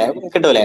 കുട്ടികളുടെ ശാരീരിക വളർച്ചയെ നേരിട്ട് സ്വാധീനിക്കാത്ത ജനിതക കാരണങ്ങൾ, പോഷകാഹാരം, കുടുംബ വലിപ്പം, പരിപക്വതം എന്ന് പറഞ്ഞാൽ മെച്ചുറേഷൻ. ഓക്കെ, ആൻസർ സി ആണ് കറക്റ്റ്, കുടുംബത്തിന്റെ വലിപ്പം. അപ്പൊ ജെനറ്റിക്സ്, അതുപോലെ തന്നെ ന്യൂട്രീഷൻ, മെച്ചുറേഷൻ. നമുക്കറിയാം ഈ മെച്ചുറേഷൻ, പരിപക്വനം എന്നുള്ളൊരു വേർഡ് ഉണ്ട്. ഈ പരിപക്വനം എന്നുള്ള വേർഡ് നമ്മൾ പറയുന്ന സമയത്ത് നമ്മൾ ഈ ഒരു ആൻസർ ഓപ്ഷൻ ഇവിടെ ഉണ്ട്, പക്ഷെ നമ്മൾ കാറ്ററ്റ് എക്സാമിന് ചോദിച്ചാൽ കുറെ കാര്യങ്ങളുണ്ട്. അപ്പൊ നമ്മുടെ ഡെവലപ്മെന്റ് അതുപോലെ ഗ്രോത്ത്, അല്ലെ? ഗ്രോത്ത് എന്താ? ഗ്രോത്തും ഡെവലപ്മെന്റും തമ്മിലുള്ള വ്യത്യാസം? ഡെവലപ്മെന്റിനെ കുറിച്ച് ഒരുപാട് ചോദിക്കാറുണ്ട്. ഇതില് ഡെവലപ്മെന്റിന്റെ കുറെ, അല്ലെ, പ്രത്യേകതകൾ, ഫീച്ചേഴ്സ് ചോദിക്കാറുണ്ട്. എന്താണ് ഗ്രോത്ത്? അപ്പൊ ഇത് നെക്സ്റ്റ് ഒരു ക്വസ്റ്റ്യനിൽ വരാറുണ്ട്. അവിടെ നമുക്ക് മെച്ചുറേഷൻ എത്തുന്നത് വരെയാണ്, അല്ലെ, മെച്ചുറേഷൻ എത്തുന്നത് വരെയാണ് ഗ്രോത്ത് വരുന്നത് എന്നുള്ള ഒരു കൺസെപ്റ്റ് ഉണ്ട്. അപ്പൊ അത് ലിങ്കഡ് ആണ്, അത് ജസ്റ്റ് ഒന്ന് ശ്രദ്ധിക്കാം കേട്ടോ. ഇനി നെക്സ്റ്റ്, ഇവിടെ വളർച്ചയെ കുറിച്ച് നമ്മൾ ഫസ്റ്റ് പറയുന്നത്, വളർച്ച ഞാൻ നേരത്തെ പറഞ്ഞില്ലേ, നമ്മളെ രൂപത്തിലും പിണ്ഡത്തിലുമുള്ള വർധനവിനെയാണ് വളർച്ച എന്നുകൊണ്ട് അർത്ഥമാക്കുന്നത്. ഓക്കെ, വളർച്ച പരിമാണികമാണ്. ഈ പോയിന്റ് ജസ്റ്റ് നോക്കി വെക്കുക. നമ്മുടെ ഗ്രോത്തുമായി ബന്ധപ്പെട്ടതാണ് എന്ത്? ഗ്രോത്ത് എന്താണത്? ക്വാണ്ടിറ്റേറ്റീവ് ആണ്. ഗ്രോത്ത് ക്വാണ്ടിറ്റേറ്റീവ് ആണ്. അതുപോലെ തന്നെ പരിപക്വനം, മെച്ചുറേഷൻ സംഭവിക്കുന്നതോടെ അത് വളർച്ച നിലക്കുന്നു. ഗ്രോത്തുമായി ബേസിക്കലി നമ്മൾ ഈ കാര്യങ്ങൾ അറിഞ്ഞിരിക്കുക. അപ്പോ നമ്മുടെ ഘടന, സ്ട്രക്ചർ, അതുപോലെ ശാരീരികപരമായ മാറ്റങ്ങളാണ് അവിടെ വരുന്നത്. എന്നാൽ നമുക്ക് ക്വാളിറ്റേറ്റീവ് ഇത് കണ്ടോ, ക്വാളിറ്റേറ്റീവ് ആയിട്ടുള്ള നമ്മുടെ മാറ്റങ്ങളാണ് ഇതിപ്പോ ഘടനാപരവും ശാരീരികവുമാണ് ഗ്രോത്ത് എങ്കിൽ, ക്വാളിറ്റേറ്റീവ് ആയിട്ടുള്ള മാറ്റങ്ങൾക്കാണ് നമ്മൾ എന്ത് പറയുന്നത്? ഡെവലപ്മെന്റ്. ഓക്കെ, ഡെവലപ്മെന്റ് പറയുന്ന സമയത്ത് നിങ്ങൾ കുറച്ച് കൺസെപ്റ്റുകൾ പഠിക്കല്ലോ. അതിൽ പ്രധാനപ്പെട്ടതാണൊന്ന് സെഫാലോ കൗഡൽ. ആർക്കെങ്കിലും പറയാൻ പറ്റുമോ എന്താണ് സെഫാലോ കൗഡൽ? വികാസവുമായി ബന്ധപ്പെട്ട് സെഫാലോ കൗഡൽ. അതുപോലെ തന്നെ ഇതുപോലെ തന്നെ വേറൊരു വേർഡ് ഉണ്ടല്ലോ, ഒന്ന് ടൈപ്പ് ചെയ്യാൻ പറ്റുമോ? Toe to head, head to toe, അങ്ങനെ പറയാം, അല്ലെ? പാദം മുതൽ, തല മുതൽ പാദം വരെ എന്നുള്ളത് പ്രോക്സിമോ ഡിസ്റ്റൽ. ഓക്കെ, ഈ രണ്ട് വേർഡുകൾ മറ്റുള്ള അറിയാത്തവര് ജസ്റ്റ് നോക്കി വെക്കുക. ഇവര് പറഞ്ഞിട്ടുണ്ട് കേട്ടോ. അതുല്യ നന്നായിട്ട് പറഞ്ഞു. Cephalocaudal, head to toe, head മുതൽ ടോ വരെ. ഓക്കെ, അതുപോലെ തന്നെ ഇതിൽ മറ്റൊരു ഇതെന്ന് വെച്ചാല് നമ്മുടെ വളർച്ചയുടെ, ഇതിപ്പോ നമ്മൾ ഡെവലപ്മെന്റ് പറയല്ലേ, അതുപോലെ തന്നെ നമ്മുടെ മോട്ടോർ ഡെവലപ്മെന്റ്, അല്ലെ? ഡെവലപ്മെന്റ് ഡെവലപ്മെന്റ് പല അല്ലെ ഇതിലുണ്ട്, ഡയമെൻഷൻ ഉണ്ടാവും. നമ്മുടെ മോട്ടോർ ഡെവലപ്മെന്റ്, അതുപോലെ നമ്മുടെ കൊഗ്നിറ്റീവ് ഡെവലപ്മെന്റ്, സോഷ്യൽ ഡെവലപ്മെന്റ്. ഇതിൽ മോട്ടോർ ഡെവലപ്മെന്റ് പഠിക്കുന്ന സമയത്ത് ഇതിന്റെ ഒരു എവിടുന്ന സ്റ്റാർട്ട് ചെയ്യുന്നത്? ഹെഡിൽ നിന്നാണ് സ്റ്റാർട്ട് ചെയ്യുന്നത് പറയും, അല്ലെ? ആദ്യം കഴുത്ത്, അല്ലെ, ഇത് നേരെ നിൽക്കാൻ വേണ്ടിയിട്ട് ആദ്യം ആ ഒരു വളർച്ച, അല്ലെ, അവിടെ ഡെവലപ്മെന്റ് വരുന്നു. പതിയെ ഡെവലപ്മെന്റ് വർദ്ധിക്കുന്നു. ഒരു കുട്ടി, ശിശു, അല്ലെ, ശൈശവത്തിലുള്ള കഴുത്ത് നേരെയാക്കാൻ അല്ലെങ്കിൽ നേരെ പിടിക്കാൻ അപ്പൊ ഹെഡ് ടു ടോ എന്നുള്ള ഒരു കൺസെപ്റ്റ് സെഫാലോ കൗഡൽ, പിന്നെ പ്രോക്സിമോ ഡിസ്റ്റൻസ് അല്ലെ, മധ്യഭാഗത്ത് നിന്ന് പാർശ്വങ്ങളിലേക്ക് ഡെവലപ്മെന്റ് നടക്കുന്നത്. ഇനി നമുക്ക് എന്ത് ചെയ്യാം, അടുത്ത നോക്കൂ, കുട്ടികളെ കുറിച്ചുള്ള സ്വഭാവ വിവരണങ്ങളും പ്രത്യേക സംഭവങ്ങളും രേഖപ്പെടുത്തുന്ന റെക്കോർഡ്. അപ്പോ ഇത് ഒന്ന് ടൈപ്പ് ചെയ്യാം ആൻസർ. കുട്ടികളുടെ സ്വഭാവ വിവരണങ്ങൾ അല്ലെ, ഓക്കെ, വെരി ഗുഡ് ആൻസർ കിട്ടിയല്ലോ. അനക്ഡോട്ടൽ. ഈ അനക്ഡോട്ടൽ എന്ന് പറഞ്ഞാല് ടീച്ചർ സ്പെസിഫിക് ആയിട്ടുള്ള പ്രത്യേക സംഭവങ്ങളൊക്കെ രേഖപ്പെടുത്തി വെക്കുന്ന രേഖയാണ്. ഇത് ഒരുപാട് സന്ദർഭങ്ങൾ വെച്ചിട്ട് ചോദിക്കാറുണ്ട് കേട്ടോ. നിങ്ങൾ ആ സ്പെസിഫിക് എന്നുള്ളത് അല്ല, അപ്രതീക്ഷിതമായ പല കാര്യങ്ങളും എഴുതി വെക്കാൻ വേണ്ടിയിട്ട് അല്ല റെക്കോർഡ് ചെയ്യാൻ വേണ്ടിയിട്ടാണ് അനക്ഡോട്ടൽ റെക്കോർഡ് രേഖപ്പെടുത്തുന്നത് അല്ലെ. പിന്നെ ഇനി നെക്സ്റ്റ് നോക്കൂ, പിയാഷെ. ഞാൻ പറഞ്ഞില്ലേ നേരത്തെ ഒന്നും കൂടി ഡിസ്കസ് ചെയ്യേണ്ടത്, ഇത് വളരെ ഇമ്പോർട്ടന്റ് ആയിട്ടുള്ള ഒരു കൺസെപ്റ്റ് ആണ്. പിയാഷെ വൈജ്ഞാനിക വികസന ഘട്ടത്തിൽ കൊഗ്നിറ്റീവ് ഡെവലപ്മെന്റ് അനുസരിച്ച് 2 വയസ്സ് മുതൽ 7 വയസ്സ് വരെയുള്ള കാലഘട്ടമാണ്. ആൻസർ ഒന്ന് മാർക്ക് ചെയ്യും. പ്രാഗ് അല്ലെ, പ്രീ ഓപ്പറേഷൻ സ്റ്റേജ്. മാർക്ക് ചെയ്ത് പ്രീ ഓപ്പറേഷൻ സ്റ്റേജ്. ഓക്കെ, നമ്മൾ എപ്പോഴും പഠിക്കുന്ന എല്ലാവർക്കും കിട്ടിയിട്ടുണ്ട്. പ്രീ ഓപ്പറേഷൻ സ്റ്റേജ് അല്ലെ, പ്രാഗ്. അതുപോലെ തന്നെ നിങ്ങൾ ഇതിന്റെ ഓർഡർ ഏതാണ്? ഫസ്റ്റ് അല്ലെ സെൻസറി ആണ് വരുന്നത്, പിന്നെ വരുന്നതാണ് സെക്കൻഡ് പ്രാഗ്. ഈ വേർഡ് ജസ്റ്റ് നിങ്ങൾ ആലോചിച്ച് കേട്ടോ, പ്രാഗ്. ഇത് എപ്പോഴാണ് നിങ്ങൾക്ക് മലയാളം ഉപകാരപ്പെടുക?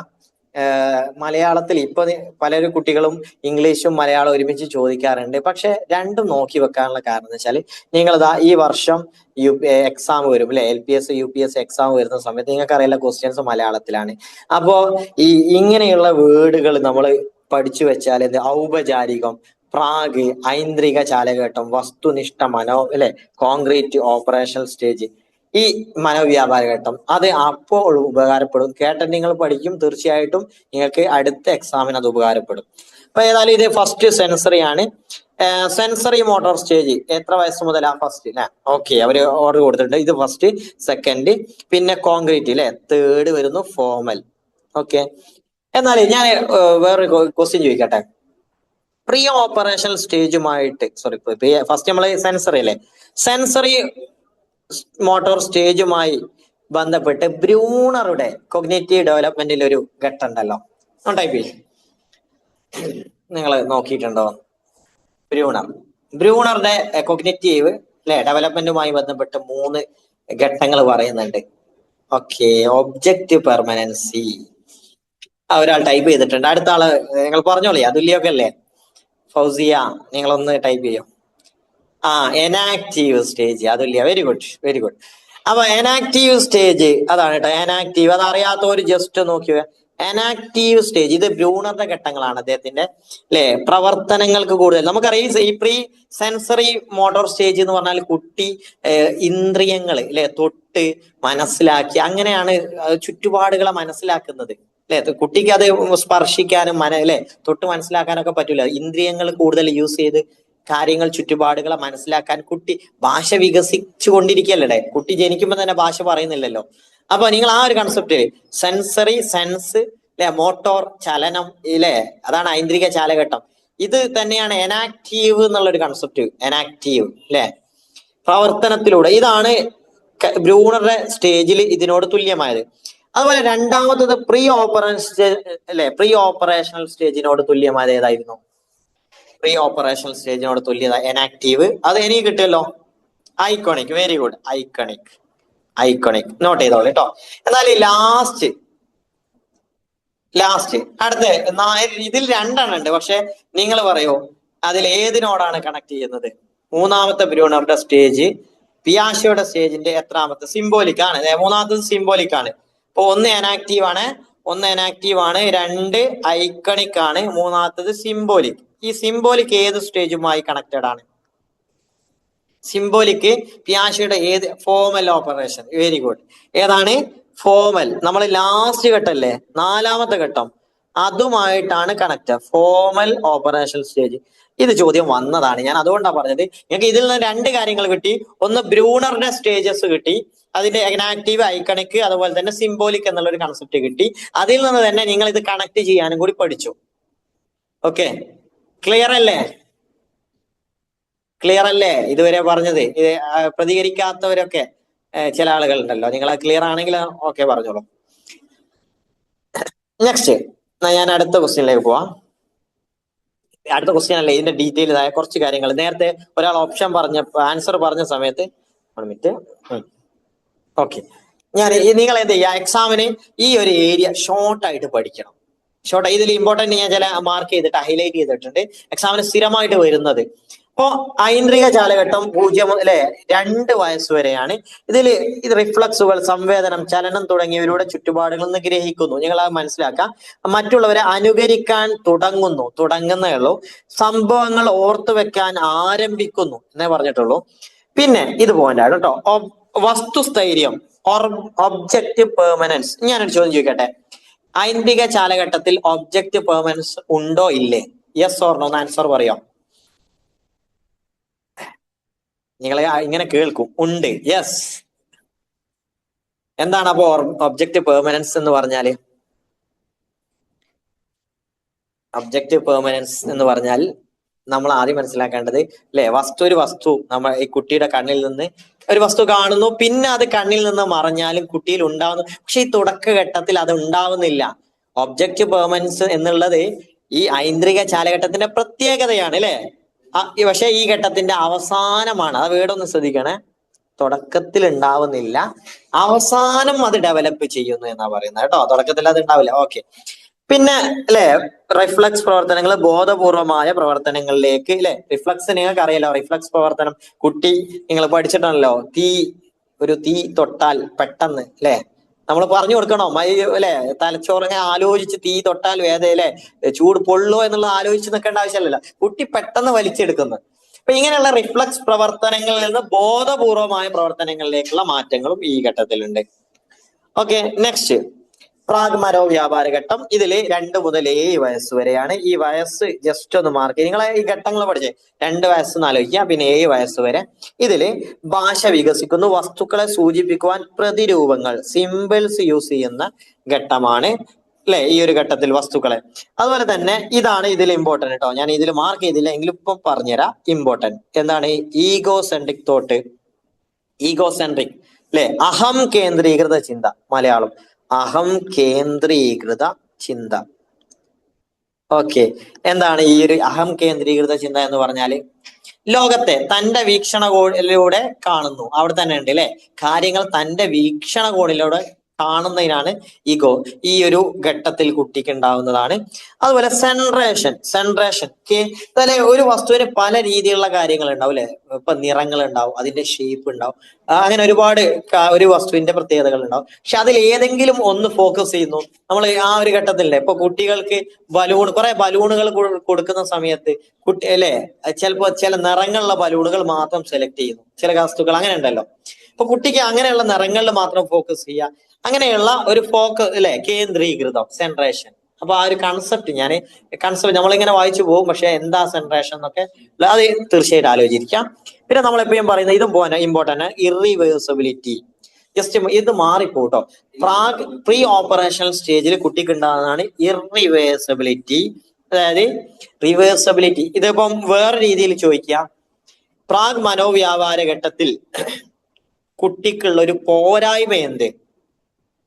അവിടെ ആൻസർ തരുമ്പോ റിവേഴ്സിബിലിറ്റി എന്ന് വെച്ചാൽ റിവേഴ്സിബിലിറ്റി, ഇതും ആൻസർ ശരിയാണ് അല്ലെ. പ്രാഗ് മനോവ്യാപാര ഘട്ടത്തിൽ കുട്ടിക്കുണ്ടാവുന്ന പോരായ്മ എന്താന്ന് ചോദിച്ചാൽ അതെന്താണ്? റിവേഴ്സിബിലിറ്റി ആണ്. ഓക്കെ, എന്നാൽ കുട്ടിക്ക് ഉള്ളത് എന്താ? ഇറിവേഴ്സിബിലിറ്റി. കുട്ടിക്ക് ഉള്ളത് ക്ലിയർ ആയോ? നിങ്ങളെ കൺസെപ്റ്റ് ക്ലിയർ ആയോ? ആ സമയത്ത് പ്രീ ഓപ്പറേഷൻ സ്റ്റേജിൽ കുട്ടിക്ക് ഉള്ളത് എന്താണ്? ഇറിവേഴ്സിബിലിറ്റി. കുട്ടിക്കുണ്ടാവുന്ന പോരായ്മ എന്താണ്? റിവേഴ്സിബിലിറ്റി ആണ്. പോരായ്മ ആ ഘട്ടത്തിൽ ഇല്ല, അത് അടുത്ത ഘട്ടത്തിലാണ് വരുന്നത്. സോ ഒരു ദിശയിലേക്ക് മാത്രം ചിന്തിക്കാൻ കഴിയുന്നു. ഉദാഹരണത്തിന് ഇന്ത്യയേക്കാൾ അല്ലെ ചെറുതാണ് പാകിസ്ഥാൻ എന്ന് പറയുന്ന സമയത്ത് പാകിസ്ഥാനേക്കാൾ, അപ്പൊ ഇന്ത്യയേക്കാൾ വലുതാണ് ചെറുതാണ് പാകിസ്ഥാൻ എന്ന് പറയുമ്പോൾ പാകിസ്ഥാനേക്കാൾ വലുതാണ്. ഓക്കെ, കുട്ടിക്ക് കിട്ടുന്നില്ല. Very good. അത് തന്നെയാണ്, തിരിച്ചു ചോദിക്കുമ്പോൾ കിട്ടുന്നില്ല. അതുപോലെ നമ്മൾ പറയില്ലേ 5 രൂപയിൽ എത്ര 1 രൂപ നാണയങ്ങൾ ഉണ്ടാവും? അപ്പൊ അത് 5 എണ്ണം ഉണ്ടാവും. എത്ര 1 രൂപ നാണയങ്ങൾ കൊണ്ടാണ് 5 രൂപയാവുക? അങ്ങനെ ആ തിരിച്ചു ചോദിച്ചാൽ കിട്ടാതെ. ഇത് കൺസെപ്റ്റ് വെച്ച് ചോദ്യങ്ങൾ വന്നിട്ടുണ്ട്. നമ്മൾ കണ്ടില്ലേ, അത് ഇങ്ങനെയൊക്കെ വന്നിട്ടുണ്ടോ? A+B=C ഇങ്ങനെ. അതുപോലെ ഫോർമുല നിങ്ങൾ PYQ ചെയ്ത സമയത്തൊന്നും ചെയ്തിട്ടുണ്ടാവും. ഫോർമുലകൾ സമീകൃതീകരിക്കുക അല്ലെ, സമീകരണം. അത് ഇതിലല്ല വരുന്നത്, കൺവേർഷൻ. ഓക്കെ. ഇനി എല്ലാ വസ്തുക്കളും ജീവനുള്ളവയുടെ പ്രത്യേകതകൾ പ്രകടിപ്പിക്കുന്നതായി കാണുന്നു, അതും ഇമ്പോർട്ടന്റ് ആണ്. അനിമിസം. ഓക്കെ, ടൈപ്പ് ചെയ്ത് അനിമിസം. ഇതിൽ നിങ്ങൾ അനിമിസം നോക്കണേ, ഇറിവേഴ്സിബിലിറ്റി നോക്കണം, സെൻട്രേഷൻ എന്നുള്ള ഈ 3 ഈഗോസെൻട്രിക് തോട്ട്, ഈ 4 പോയിന്റുകൾ നിങ്ങൾ നോട്ട് ചെയ്യണേ. ബാക്കിയുള്ളത് ശ്രദ്ധിക്കാം. ഇനി നിങ്ങൾ അടുത്തത്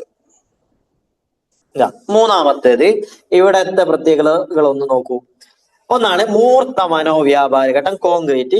തന്റെ മുമ്പിൽ അനുഭവവേദ്യമായ പ്രശ്നങ്ങളെ കുറിച്ച് യുക്തിപൂർവ്വം ചിന്തിക്കാൻ കഴിയുന്നു. ഇവിടെ ഒരു കൺഫ്യൂഷൻ ഉണ്ടാകാറുണ്ട്. നിങ്ങൾ ഇവിടെ കണ്ടില്ലേ, യുക്തിപൂർവ്വം ചിന്തിക്കാൻ കഴിയുന്നു എന്ന് ചോദിക്കുന്നില്ലേ? കുട്ടിയപ്പോ യുക്തിപൂർവ്വം ചിന്തിക്കാൻ കുട്ടിക്ക് കഴിയുന്ന സ്റ്റേജ് സത്യത്തിൽ ഇവിടെ എന്തെങ്കിലും മിസ്റ്റേക്ക് ഉണ്ടോ, അതല്ലെങ്കിൽ ഫോർമൽ ഓപ്പറേഷൻ സ്റ്റേജിലാണോ കുട്ടി യുക്തിപൂർവ്വം ചിന്തിക്കുന്നത്? Formal operation stage. പിന്നെ ഇവിടെ യുക്തിപൂർവ്വം ചിന്തിക്കുന്നത് എന്ന് പറയുന്നത് എന്താണെന്നറിയോ? അതൊന്ന് നോട്ട് ചെയ്യാം. അനുഭവവേദ്യമായത് എന്ന് പറഞ്ഞാൽ എന്താടാ? അനുഭവവേദ്യം എന്ന് പറഞ്ഞാല് അല്ലെ, മുമ്പിൽ കാണുന്നതല്ലേ, മുമ്പിൽ കാണുന്നത് അല്ലെ, അനുഭവിച്ചറിയുന്ന, അങ്ങനെ ഒരു വേർഡും കൂടി അവിടെ കൊടുത്തിട്ടുണ്ട്. നേരിട്ട് നിങ്ങൾ ഈ യുക്തിപൂർവ്വം എന്നുള്ളത് ആലോചിക്കുമ്പോൾ ആ ഫോർമൽ വരും. ആ സമയത്ത് ഇവിടെ എന്ത് കൊടുത്തു? അനുഭവവേദ്യം എന്ന് പറഞ്ഞാൽ കുട്ടി കാണുക. ചില വസ്തുക്കൾ നമ്മൾ പറയുന്നുണ്ട് കാണാതെ അല്ലേ, അബ്സ്ട്രാക്ട് തിങ്കിങ് അല്ലെ, അബ്സ്ട്രാക്ട് പറഞ്ഞാൽ എന്താ? കാണാൻ പറ്റാത്തത്, തൊടാനും കാണാനും പറ്റാത്ത വസ്തുക്കൾക്ക് നമുക്ക് അബ്സ്ട്രാക്ട് എന്ന് പറയാം. അതല്ല, അനുഭവവേദ്യമായതിനെ യുക്തിപൂർവ്വം ചിന്തിക്കാൻ പറ്റുന്നത് നമ്മുടെ എവിടെയാണ്? കോൺക്രീറ്റ് ഓപ്പറേഷൻ സ്റ്റേജിലാണ്. ഇനി ഇവിടെ കൺസർവേഷൻ, നേരത്തെ പറഞ്ഞില്ലേ കൺസർവേഷൻ. ഇപ്പോ നമ്മൾ എപ്പോഴും പറയാറുണ്ട് പാത്രത്തിൽ ഇത് നമ്മളെ എളുപ്പത്തിൽ മനസ്സിലാക്കാവുന്നതാ. 2 പാദത്തിൽ ഒരേ അളവിലാണെങ്കിലും അത് മനസ്സിലാക്കണമെങ്കിൽ ഈ ഒരു ഘട്ടത്തിലാണ് കൺസർവേഷൻ ആർജിക്കുന്നു. അപ്പൊ ചിലപ്പോ പ്രീ ഓപ്പറേഷൻ സ്റ്റേജിൽ കൺസർവേഷന്റെ പോരായ്മയാണ് കുട്ടിക്ക് ഉണ്ടാവുന്നത്. ഓക്കെ. പിന്നെ പല സവിശേഷതകൾ പരിഗണിച്ച് നിഗമനത്തിൽ എത്തിച്ചേരുന്നു. പ്രത്യാവർത്തനത്തിനുള്ള കഴിവ് കണ്ടോ, റിവേഴ്സബിലിറ്റി. അതിന്റെ മലയാളം കേട്ടോ, പ്രത്യാവർത്തനം, റിവേഴ്സബിലിറ്റി. ഓക്കെ.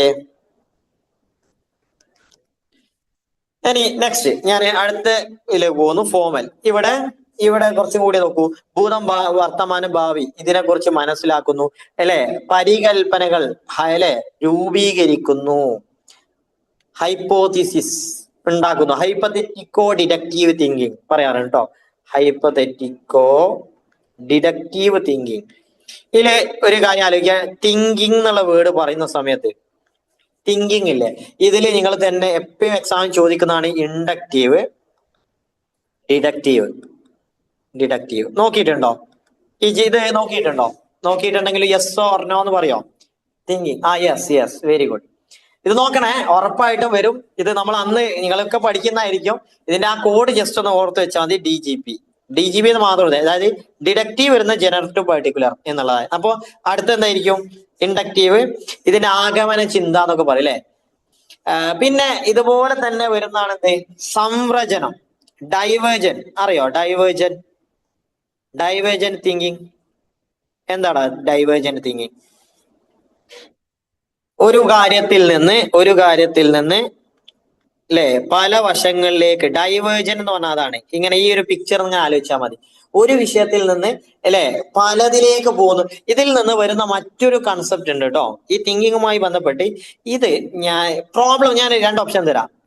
പ്രോബ്ലം സോൾവിങ്, അതുപോലെ തന്നെ ക്രിയേറ്റിവിറ്റി. ഇത് നമ്മൾ പഠിക്കുന്ന, ഇത് രണ്ടും നമുക്ക് പഠിക്കാനുള്ള കേട്ടോ. ഞാൻ ഒരു ക്വസ്റ്റ്യൻ ഒരു ഭാഗത്തു നിന്ന് മറ്റേലേക്ക് പോകുന്നത്, ഇതൊക്കെ എക്സാമിന് ചോദിച്ചേ, നമുക്ക് കുറച്ച് സമയമല്ലടാ. അപ്പോ അതെ, പ്രോബ്ലം സോൾവിങ് പല മെത്തേഡുകളുടെ ഡൈവേർജന്റ് ആണ്. ഫൗസിയ പറഞ്ഞു, ശരിയാണോ അതുല്യ? Creativity, divergent. കണ്ടല്ലേ, 2 പേര് അടികൂടി. അപ്പൊ ഏതായാലും അത് ശരിയാണ്. നിങ്ങളുടെ കോണ്ടാക്ട് മനസ്സിലാക്കുന്നതിലുള്ള ഇപ്പൊ തന്നെ അങ്ങ് പരിഹരിക്കാം, ഒന്നുമില്ല. കറക്റ്റ് ഏതാന്ന് വെച്ചാല് ഡൈവേർജന്റ് തിങ്കിങ് വരുന്നത് ക്രിയേറ്റിവിറ്റിയിലാണ്. അത് ജസ്റ്റ് ഒന്ന് ആലോചിച്ചാൽ മതി. ക്രിയേറ്റിവിറ്റി എന്ന് പറഞ്ഞാല് നമ്മളൊരു കാര്യത്തിന്റെ പല കോണുകളിലേക്ക് ചിന്തിക്കുക. അപ്പല്ല ക്രിയേറ്റിവിറ്റി എന്ന് പറയാം. ഓരോരുത്തരുടെയും ഐഡിയകൾ വ്യത്യസ്തമല്ലേ? ഈ രീതിയിൽ അപ്പോഴാണ് എന്ത് ചെയ്യുന്നത്, അതൊരു ക്വസ്റ്റ്യൻ ആയിട്ട്, അങ്ങനെ ക്വസ്റ്റ്യൻ ഇപ്പൊ ഒരാൾ നന്നായിട്ട് അങ്ങനെ ചോദിക്കണം എന്ന് വിചാരിച്ചാൽ മനസ്സിലാക്കണ്ടോ, ക്രിയേറ്റിവിറ്റി ആണ് ഡൈവേർജന്റ് തിങ്കിങ്. ഓക്കെ. എന്നാൽ നേരെ പ്രോബ്ലം സോൾവിങ് എന്താടാ? പ്രോബ്ലം സോൾവിങ് എന്ന് പറഞ്ഞാല് കൺവേർജന്റാ. എന്ന് പറഞ്ഞാല് ഒരുപാട് കൺവേർജന്റ്, അതായത് ഒരുപാട് പ്രോബ്ലംസ് അങ്ങനെ പല കാര്യങ്ങൾ ഉണ്ടാവും. ഇതിൽ നിന്ന് ലാസ്റ്റ് ഒറ്റ സൊല്യൂഷനിലേക്ക് എത്തിച്ചേരലല്ലേ, ഒരൊറ്റ സൊല്യൂഷനിലേക്ക് എത്തിച്ചേരൽ. അങ്ങനെ ആലോചിച്ചേ, പ്രോബ്ലം സോൾവ് ചെയ്യുമ്പോൾ നമ്മൾ ഒരൊറ്റ സൊല്യൂഷനിലേക്ക് എത്തിച്ചേരുന്നു. ഒരു സൊല്യൂഷനിലേക്ക് എത്തിച്ചേരാന്ന് പറഞ്ഞാൽ എന്താ, പല കാര്യങ്ങളിൽ നിന്ന് ഒന്നിലേക്ക് എത്തിച്ചേരുന്നു. ഓക്കെ, ഇതാണ് എന്ത്, കൺവേർജന്റ്. ഓക്കെ, ഓക്കെ അല്ലേ? Okay okay, very good. ഇതാണ് കൺവേർജന്റ് തിങ്കിങ്. ഞാൻ തിങ്കിങ് പറയുന്ന സമയത്ത് ഈ 4 വേർഡ്സ് ജസ്റ്റ് നിങ്ങളൊന്ന് ഓർത്തിരിക്കുക കേട്ടോ. അപ്പൊ നമ്മൾ അതിന്റെ കൂടെ എന്തൊക്കെ പഠിച്ചു, പിയാഷയുടെ സ്റ്റേജസ് പഠിച്ചു. ഉറപ്പായിട്ടും നിങ്ങൾ എക്സാമിന് നോക്കിക്കോ, ഞാൻ ആ ഏരിയകൾ മാത്രം പറയുന്നത്. ഇനി അടുത്ത ക്വസ്റ്റ്യൻ, അടുത്ത ക്വസ്റ്റ്യൻ. ഇത് ചോദ്യം വരുന്നുണ്ട്. ഞാൻ ഇന്നൊരു വീഡിയോ അല്ല നാളെ വീഡിയോ ഇടും. അതിൽ ആ ക്വസ്റ്റ്യൻസ് പേപ്പറിൽ വരുന്ന ഒരു ഏരിയ എന്താ അറിയോ, ഇൻക്ലൂസീവ് എഡ്യൂക്കേഷൻ. ചില സമയത്ത് കുറച്ച് ക്വസ്റ്റ്യൻ ഉണ്ടാവും, ചില സമയത്ത് ചിൽഡ്രൻ വിത്ത് സ്പെഷ്യൽ നീഡ്സ്. അല്ലെ, ഈ വേർഡ് ഇല്ലേ നമ്മളെ സിലബസിൽ ഉള്ളതാട്ടോ. ഇൻക്ലൂസീവ് എഡ്യൂക്കേഷൻ ഒരു സിലബസിൽ ഉള്ളതാണ്. ഇതിൽ ചിൽഡ്രൻസ് വിത്ത് സ്പെഷ്യൽ നീഡ്സ് ഉണ്ട്. ഈ ഒരു ഭാഗത്ത് വരുന്ന ചോദ്യങ്ങളാണ്. ഒന്ന്, പ്രതിഭാശാലിയായ കുട്ടികൾക്ക് കൂടുതൽ പഠനാവസരങ്ങൾ പ്രദാനം ചെയ്യുന്നതിന് താഴെ പറയുന്നതിൽ അപ്രധാനമായത്. ഇത് നിങ്ങൾ ജസ്റ്റ് ഒന്ന് ആലോചിച്ചൊന്ന് ആൻസർ ചെയ്യും. കേട്ടിരിക്കുന്ന ആളുകളൊക്കെ ഒന്ന് ജസ്റ്റ് ചെയ്തു നോക്കട്ടെ, തെറ്റിക്കോട്ടെ. അല്ലേ, സ്വന്തമായി ചെയ്യാൻ ഉന്നത നിലവാരത്തിലുള്ള പ്രൊജക്ടുകൾ നൽകുന്നു.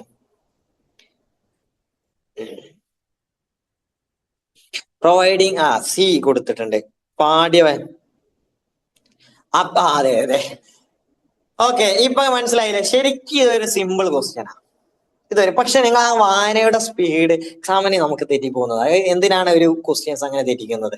ഓക്കെ, പ്രതിഭാശാലിയായ കുട്ടികൾക്ക് കൂടുതൽ പഠനാവസരങ്ങൾ പ്രദാനം ചെയ്യുന്നതിന് അപ്രധാനം എന്താണ്? aim to provide additional education to the which of the following program aim to provide additional education. ഇത് ഇംഗ്ലീഷിൽ ചെറിയൊരു മാറ്റം വന്നിട്ടല്ലേ, അപ്രധാനം. ഈ ക്വസ്റ്റ്യനില് ഓക്കെ, ഈ മലയാള ഇതിലൊരു പ്രശ്നം വന്നിട്ടുണ്ട്.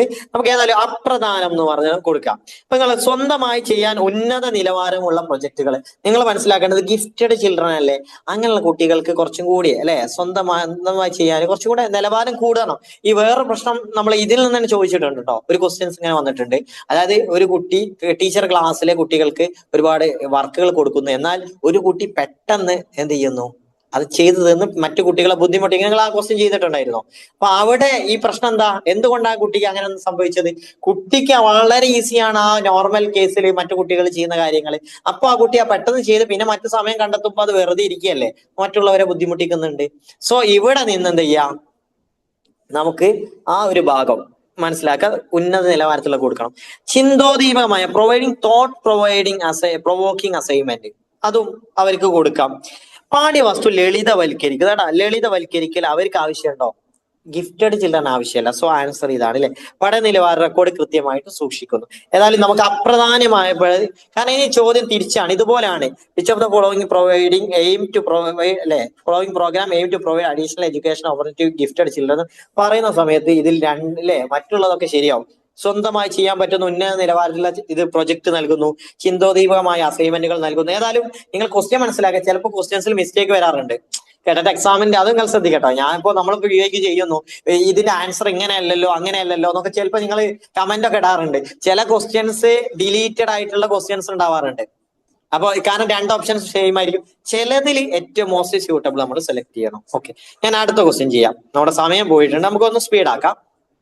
കണ്ടോ, ഈ ഏരിയയിൽ നിന്ന് ഭിന്നശേഷിയുള്ള പ്രത്യേക പരിഗണന അർഹിക്കുന്ന കുട്ടികൾ സാധാരണ കുട്ടികളോടൊപ്പം പഠിക്കുന്നതിനുള്ള അവസരമാണ്. എന്താണ്? ജസ്റ്റ് ഒന്ന് പെട്ടെന്ന് ചെയ്തോളൂ. Okay, yes, very good very good. എന്താണടാ, ഇവര് ഭിന്നശേഷിയുള്ളവര് മറ്റുള്ള കുട്ടികളുടെ കൂടെ പഠിക്കുന്നതാണ് ഇൻക്ലൂസീവ് എഡ്യൂക്കേഷൻ. എന്താണ് ഇൻക്ലൂസീവ് എഡ്യൂക്കേഷൻ? ഔപചാരിക വിദ്യാഭ്യാസം അല്ല, പിന്നെ സാങ്കേതിക വിദ്യാഭ്യാസം ഒന്നല്ല. അപ്പൊ ഇൻക്ലൂസീവ്, ഇത് സിമ്പിൾ ആയിട്ടുള്ള ഒരു കാര്യം കേട്ടോ, ചോദ്യമാണ്. ഇൻക്ലൂസീവ് എഡ്യൂക്കേഷനെ കുറിച്ച് ചോദ്യം ഇൻക്ലൂസീവ് എഡ്യൂക്കേഷനെ കുറിച്ച് നമുക്ക് എന്ത് ചെയ്യാം, പറയാം. അതില് ഞാൻ നെക്സ്റ്റ് ഒരു വീഡിയോ BYQ ചെയ്തിട്ടുണ്ട്, അതിൽ ഞാൻ ഡീറ്റെയിൽ ആയിട്ട് പറയുന്നുണ്ട്. അപ്പൊ നിങ്ങൾക്ക് അത് നോക്കിയാൽ മതി, വെറുതെ ആവർത്തന വിരസത വേണ്ട. പക്ഷെ എന്നാലും ഞാൻ ജസ്റ്റ് ഒന്ന് പറയാം, നിങ്ങൾക്ക് ഇതുമായി ബന്ധപ്പെട്ട ഒരു ആക്ട് ഉണ്ടല്ലോ, PWD ആക്ട്. ഈ ആക്ട് വന്ന എപ്പോഴാടാ? പെട്ടെന്ന് ടൈപ്പ് ചെയ്യോ. 1990. ഓക്കെ, അതുമായി ബന്ധപ്പെട്ട് വേറൊന്നുണ്ട്, RPWD അല്ലെ, revised person with disability. Okay, 2026. ഇത് 1995, 2016. ഓക്കെ, ഇതുപോലെ ഇതിൽ നിന്ന് മറ്റൊരു ക്വസ്റ്റ്യൻ വന്നിട്ടുണ്ടായിരുന്നു. കുറെ ആക്ടുകൾ തന്നിട്ടുണ്ട് നോക്കൂ. PWD ആക്ട്, അതുപോലെ തന്നെ RPW അല്ലെ, WD ആക്ട്, അതുപോലെ RCI act, mental health act,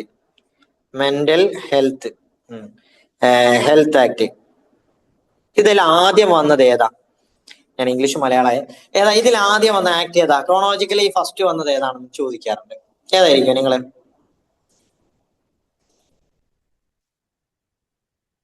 നാല് ഓപ്ഷൻ ABCD ഇട്ടാട്ടോ നിങ്ങള്. ഓപ്ഷൻ ഇല്ലെങ്കിൽ നോക്കണ്ട, ABCD ഇങ്ങനെ കൊടുത്തു. ഏതാ ആദ്യം വന്നിട്ടുള്ളത്? ഓക്കെ, യെസ്, PWD ആണോ എന്നല്ലേ. ഇങ്ങനെ ഇപ്പൊ ഞാൻ പറയില്ല, ഇൻക്ലൂസീവ് എഡ്യൂക്കേഷനുമായിട്ട് നിങ്ങൾ പഠിച്ച സിമ്പിൾ ക്വസ്റ്റ്യൻസ് ആണ്. ഈ ഇയർ നിങ്ങൾ അങ്ങ് പഠിച്ചു വെക്കും, ഈ 2 ഇയർ. പക്ഷെ അതിൽ നിന്ന് ഇത് നമ്മുടെ ടെക്സ്റ്റ് ബുക്കിലുള്ള അവിടെ നിന്നാണ് ഈ ക്വസ്റ്റ്യൻസ് വരുന്നത്. അങ്ങനെ ഒരാൾ ചിലപ്പോൾ അങ്ങനെ ഒരു ക്വസ്റ്റ്യൻ ഇട്ടാൽ ഇതിൽ കുറച്ച് ആക്ടുകൾ ഉണ്ട്, നമ്മൾ ഞാൻ നെക്സ്റ്റ് വീഡിയോയിൽ ചെയ്യാം. 1980 ആ ഒരു സമയത്താണ് വരുന്നത്. ഫസ്റ്റ് വരുന്നത് മെന്റൽ ആക്ട് ആണ് കേട്ടോ. പിന്നെ RCA ആക്ട്. എന്താ RCA? ഓക്കെ, ഇതില് RE അല്ലെ, റൈറ്റ് ടു എഡ്യൂക്കേഷൻ, RT. ഞാൻ RCA എന്ന് കൊടുത്തു. റീഹാബിലിറ്റേഷൻ അങ്ങനെയാണെങ്കിൽ RT അതിൽ കൊടുക്കാതാണ് എന്ത്, RT. എന്താണ് 2009 ഈ ആക്ട് വരുന്നത് കേട്ടോ. ഓക്കെ, 2009. ഇത് വെച്ചിട്ട് ചോദ്യങ്ങൾ വരാറുണ്ട്. Okay, rehabilitation council act, very good. അത് പിന്നീട് വന്നതാണ് അല്ലെ. പക്ഷെ ഇതിൽ നിങ്ങൾ മനസ്സിലാക്കുക, ഈ right to education, RTE act, ഇതും ചോദ്യം വരാറുണ്ട്. ഇപ്പൊ ഇതിൽ നിന്ന് നിങ്ങൾ എന്ത് ചെയ്യുക, ഈ ആക്ടുകളെ കുറിച്ച് പഠിക്കുക. ഇതുപോലെ ഈ നമ്മുടെ ഈ RT ഇല്ലേ, ഇത് പ്രകാരം നമ്മുടെ ഭരണഘടനയിൽ ഒരു ആർട്ടിക്കിൾ വന്നിട്ടുണ്ടല്ലോ. ഏതാണ് ആർട്ടിക്കിൾ എത്രാമത്തെ ആർട്ടിക്കിൾ ആണ്? ഇന്ത്യൻ കോൺസ്റ്റിറ്റ്യൂഷനിലെ ആർട്ടിക്കിൾ. ഈ ആക്ട് വെച്ചൊരു ക്ലാസ് ഞാൻ പുതിയൊരു PYQ ചെയ്തിട്ടുണ്ട്. അത് നിങ്ങൾക്ക് യൂട്യൂബിൽ കിട്ടി, നമ്മുടെ ഇടയിൽ മെസ്സേജ്. സോറി കേട്ടോ, നിങ്ങൾക്ക് ബുദ്ധിമുട്ടായി എന്ന് വിചാരിക്കുന്നെങ്കിലും ഇടയ്ക്ക് കണ്ടോ. അതെ, വെരി ഗുഡ്. സുഹറ, ബിൻസിയ, അവര് സോഷ്യൽ സയൻസിന്റെ ആളുകളാണ്. അപ്പൊ അവര് നന്നായിട്ട് ചെയ്തിട്ടുണ്ടാവും. 21A എന്നുള്ളതാണ് ഈ ആർട്ടിക്കിൾ കൂടി നിങ്ങൾ അങ്ങ് പഠിച്ചു വെക്കാം. RTE. പിന്നെ ഈ ആക്ട് അല്ലെ 2009 എന്താ ആക്ടിന്റെ വർഷം. ഇനി ഞാന് പുതിയൊരു വീഡിയോയിൽ അത് നിങ്ങൾക്ക് ചെയ്യും. ഞാനിപ്പോ നിങ്ങൾക്ക് പറഞ്ഞു തരാണ്. മറ്റൊരു ക്വസ്റ്റ്യൻ പേപ്പറിൽ കണ്ടാണ് ഈ ആക്ടുമായി ബന്ധപ്പെട്ട് ഒരു ഇത് വന്നിട്ടുണ്ട്. ഇപ്പോ ഈ PWD ആക്ട് ഇല്ലേ, ഇത് നിലവിൽ വന്ന വർഷം ഏതാണ്? ആരെങ്കിലും അത് നോക്കിയിരുന്നോ?